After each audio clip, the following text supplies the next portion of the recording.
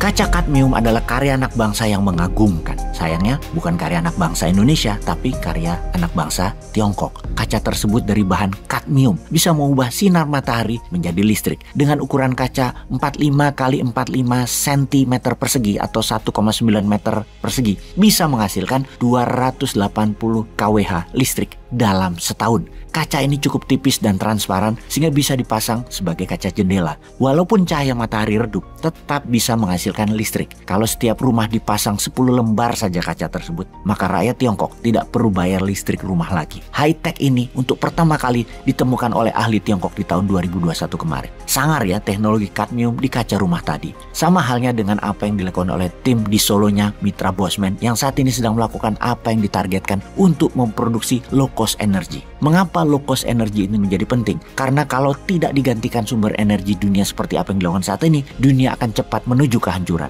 Buktinya, rata-rata ada 500 bencana alam dalam setahunnya di dunia sekarang ini, mulai dari angin tornado, hujan berlebihan, banjir, tanah longsor, hingga gempa bumi, tsunami, termasuk virus mematikan. Secara statistik, 500 bencana alam tersebut dalam setahun di seluruh dunia trennya naik setiap tahunnya. Bahkan dalam 30 tahun terakhir, tertinggi dibandingkan 300 tahun sebelum ini yang tercatat dalam sejarah dunia. Penyebab masalah dunia adalah masalah penghasil karbon atau pembakar sumber daya alam, mulai dari minyak bumi, batu bara sebagai sumber energi dunia. Naiknya suhu dunia, naiknya permukaan air laut, banyaknya pergeseran kerak bumi, dan banyaknya letusan gunung vulkanik dan gerakan tektonik terbesar adalah kontribusi karena disedotnya minyak dan dieksplorasinya batu bara yang kemudian dibakar jadi energi. Selain kebakaran hutan untuk tanaman industri, semua pembakaran berbasis fosil oil adalah masalah dunia 150 tahun terakhir ini yang meningkat dengan tajam. Teori konspirasinya kemudian adalah overpopulasi kebanyakan penduduk, kemudian dilakukan depopulisasi pengurangan penduduk dengan diciptakan virus. Walau alam apa benar begitu, namun dunia bagi banyak pendapat kelebihan penduduk dan kekurangan sumber energi yang kalau dipaksakan energi ini akan membuat kiamat dunia dalam 100 tahun lagi karena akan ada bencana yang besar setiap saat mengancam umat manusia. Lalu apa solusinya?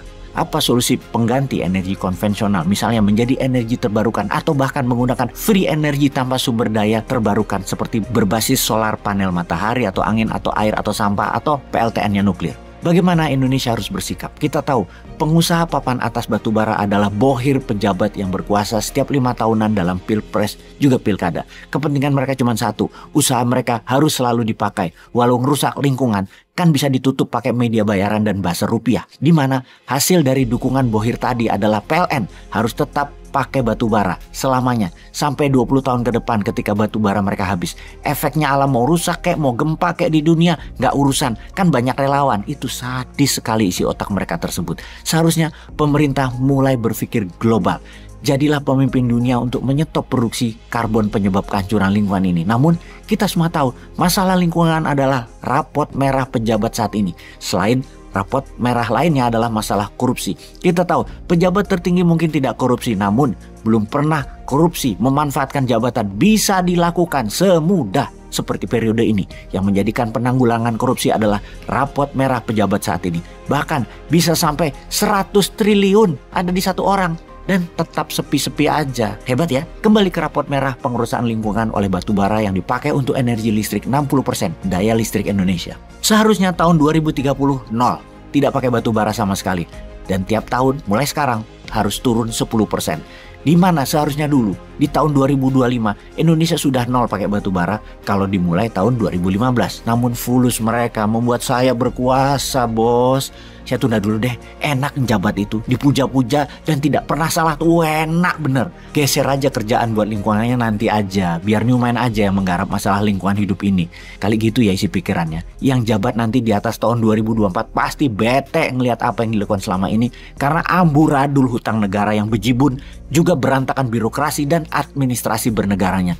Belum lagi mental pejabat yang menulari orang yang di sekitarnya, yang KPI performan indikatornya tidak membuat Indonesia menjadi global player, bahkan menjadikan pejabatnya bukan pelayan masyarakat, malah pejabatnya minta dilayani masyarakat. Contoh kecil, jalan aja pakai forrider, nguing, sok penting banget. Jadi bagaimana membuat usaha kita yang berbasis low cost energi ini bisa jalan ya?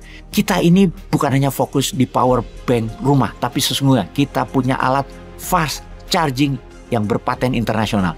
Kunci fast charging yang berbasis putaran magnet neodymium murni dicampur dengan kumparan koper super alloy plus emas menghasilkan lompatan listrik tinggi, menjadikan satu-satunya charger baterai tercepat yang kalau mobil Tesla perlu 3 jam ngecharge, pakai fast charging kita hanya 7 menit. Ini game changing. Pertanyaannya, maukah pemerintah membantu kami?